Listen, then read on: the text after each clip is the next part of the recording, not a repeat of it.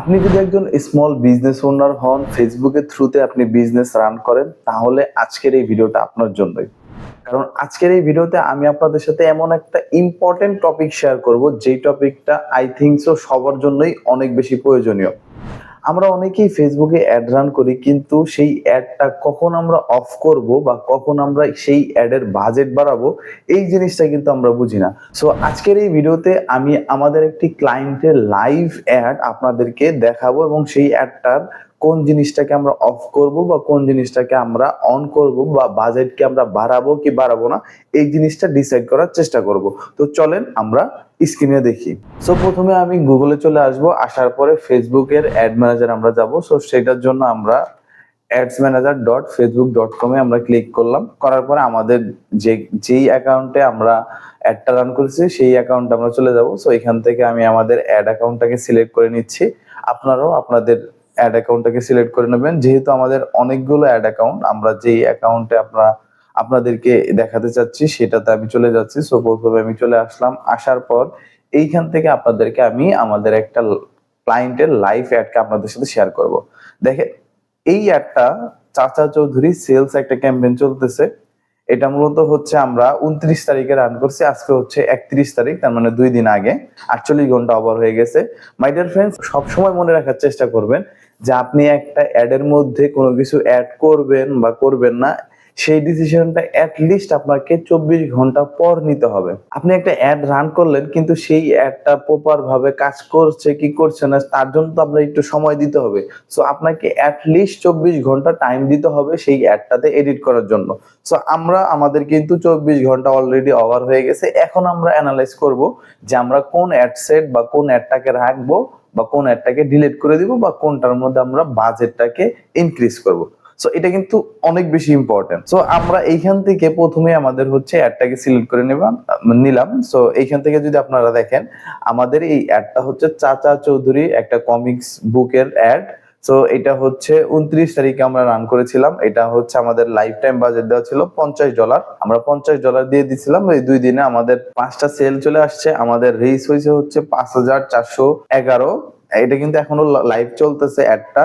আর হচ্ছে আমাদের ইমপ্রেশন হয়েছে 7566টা ইমপ্রেশন হয়েছে। প্রত্যেকটা সেলস এর জন্য আমাদের প্রায় $1.81, প্রায় $2 কাছাকাছি আমাদের চলে যেতেছে। সো আমাদের এই এখন পর্যন্ত $50 মধ্যে $9 অলরেডি স্পেন্ড হয়ে গেছে এবং এটা 8 তারিখে আমাদের অ্যাডটা শেষ হবে।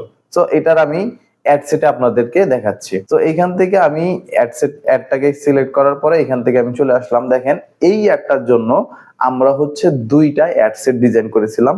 একটা হচ্ছে জেনারেল আর একটা হচ্ছে আমরা টার্গেট করে দিয়েছিলাম। এটার মধ্যে আমরা দেখেন, আপনাদেরকে যদি আমরা বড় করে দেখাই, যে এটার মধ্যে আমরা 16টা সিটিজ প্লাস হচ্ছে এঙ্গেজ শপার, এই দুইটাকে আমরা টার্গেট করেছিলাম।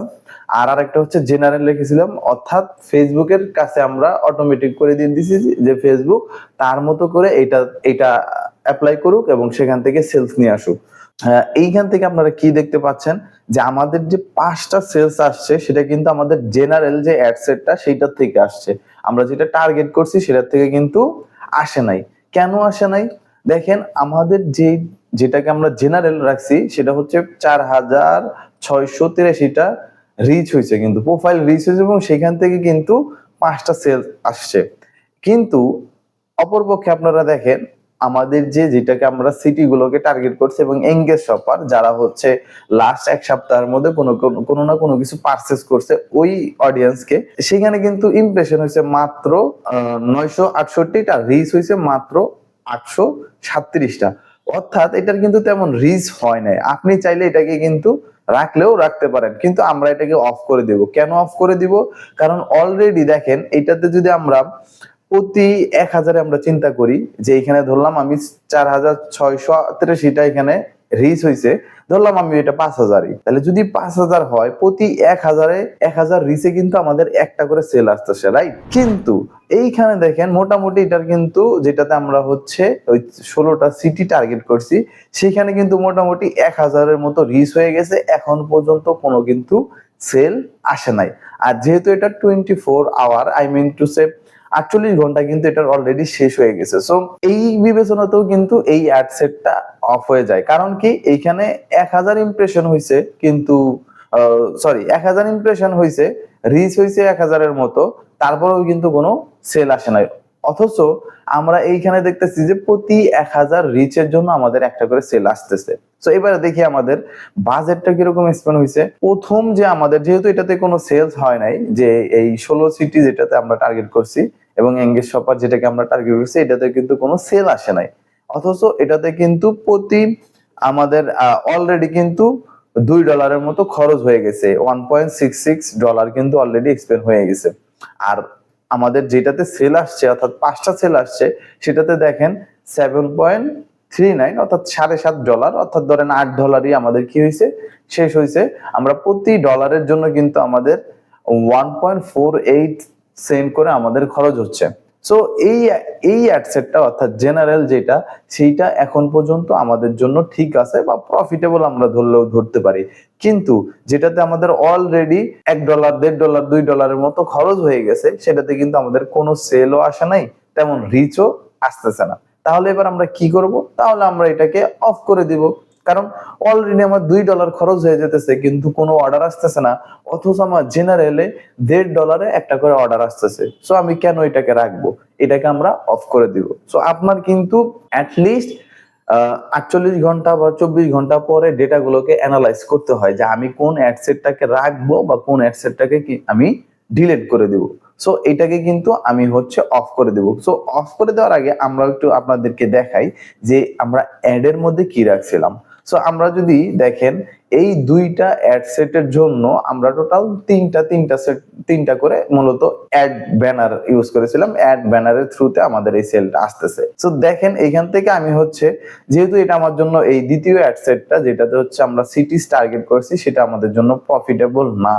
তাই আমি এটাকে কি করব, এটাকে আমি এখান থেকে সিলেক্ট করে দিয়ে আমি দেখেন এখান থেকে আমি এই অ্যাডসেটটাকে অফ করে দিব। ঠিক আছে, এখন যেহেতু আমি অ্যাডসেটটাকে অফ করে দিয়েছি, এটার মধ্যে যে অ্যাড গুলো আছে আমি সেগুলোকেও অফ করে দিলাম। এখন কি হবে, আমার যে $50 বাজেট দেওয়া আছে তার সবটুকুই এই জেনারেলে ইউজ হবে এবং এইখান থেকে কিন্তু আমি ভালো রেজাল্ট পাবো এবং আমার অ্যাড কস্ট কিন্তু এখান থেকে কমে আসবে। কেন কমে আসবে? কারণ আমরা অলরেডি 2টা অ্যাডসেট করেছিলাম, সেখান থেকে একটা অফ করে দিছি। তার মানে এখন আমাদের অ্যাডসেট আছেই একটা, তাই একটার মধ্যে সমস্ত বাজেট ইউজ হবে এবং এইখান থেকে আমাদের ভালো কিন্তু রেজাল্ট আসার সম্ভাবনা বাড়বে। সো এইটা ছিল ওইটা। আর এইখান থেকে যদি দেখেন যেটাতে আমরা সেল আসতেছে এবং এটার মধ্যেও কিন্তু আমরা সেম 3টা আমরা ব্যানার ইউজ করেছিলাম। এই 3টা ব্যানার দিয়ে আমরা দেখার চেষ্টা করতেছিলাম যে কোন ব্যানারে আমাদের বেশি সেল আসে বা কোন ব্যানারটা আমাদের পারফর্ম করে। সো এইখানে আমরা 3টা ব্যানার দিয়েছিলাম, একটা রেড, একটা পার্পল এবং একটা গ্রিন। তো আপনারা যদি খেয়াল করেন দেখেন আমাদের পার্পল, এই দেখেন আমি যদি এখান থেকে সিলেক্ট করে দিই, এই দেখেন আমাদের পার্পল এবং রেড, এই দুইটা থেকে কিন্তু আমাদের 3টা আর 2টা এই 5টা সেল আসছে। আমাদের কিন্তু এই গ্রিনটাতে সেল আসে নাই। সেটা না আসার কারণ কি দেখেন, এটার কিন্তু রিচও কম হয়েছে, মাত্র 112-112-এর মধ্যে আমরা কি সেল আশা করব। কিন্তু যেহেতু এগুলাতে 1400 3400 এতগুলো ইমপ্রেশন হয়েছে, তো যার কারণে কিন্তু এইখান থেকে সেল আসছে। অথচ এইখান থেকে আমাদের ইমপ্রেশনও তেমন বেশি হয় নাই এবং যার কারণে এখান থেকে সেলও তেমন এই ব্যানারটা থেকে মূলত কিন্তু কোনো সেল আসে নাই। সো এটাকে আমরা অ্যাটলিস্ট 1000 ইমপ্রেশন পর্যন্ত যাইতে দেখি, 1000 রিচ দেখবো, দেখার পরে যদি দেখি যে এই ব্যানারটাতে আমাদের কোনো সেল আসতেছে না, তাহলে আমরা এই ব্যানারটাকে অফ করে দিব। আমরা এই 2টা ব্যানার রাখবো। এতে সুবিধাটা হবে কি, এতে ফেসবুকে যে আমরা $50 বাজেট দিয়ে দিছি, এই বাজেট 2টাকে তারা সর্বোচ্চ ব্যবহার করার চেষ্টা করবে এই 2টা ব্যানার এবং সেখান থেকে বেশি বেশি সেল আসবে। সো মাই ডিয়ার ফ্রেন্ডস, আজকের এই ভিডিওটা আপনাদের মেবি অনেক বেশি হেল্প হয়েছে, কারণ আপনারা অনেকেই অ্যাড রান করেন, কিন্তু কখন একটা অ্যাডকে আমরা রাখবো বা কখন একটা অ্যাড সেটকে আমরা অফ করে দেব বা কখন আমরা বাজেটকে ইনক্রিজ করব, এই জিনিসটা আমরা কিন্তু বুঝে উঠতে পারি না। সো আজকের এই ভিডিওটা আপনাদের সেই সমস্যাটাকে দূর করবে। আর আপনি হয়তোবা সেলস ক্যাম্পেইন ছাড়াও মেসেজ ক্যাম্পেইন চালাচ্ছেন, কিন্তু মেসেজ ক্যাম্পেইনকে কিভাবে চালালে ভালো প্রফিট পাওয়া যায় বা বেশি বেশি মেসেজ পাওয়া যায় এবং সেইখান থেকে বেশি বেশি সেলস কনভার্ট করা যায়, এই জিনিসটা হয়তোবা আপনি জানেন না। তাহলে এই রিলেটেড আমরা অলরেডি একটা ভিডিও বানিয়ে রাখছি যে আমরা $5 দিয়ে কিভাবে 195টা মেসেজ নিয়ে আসলাম। আপনি চাইলে সেই ভিডিওটাকেও দেখতে পারেন। সো ভালো থাকবেন দর্শক, আজকের ভিডিওতে এই পর্যন্তই। আসসালামু আলাইকুম।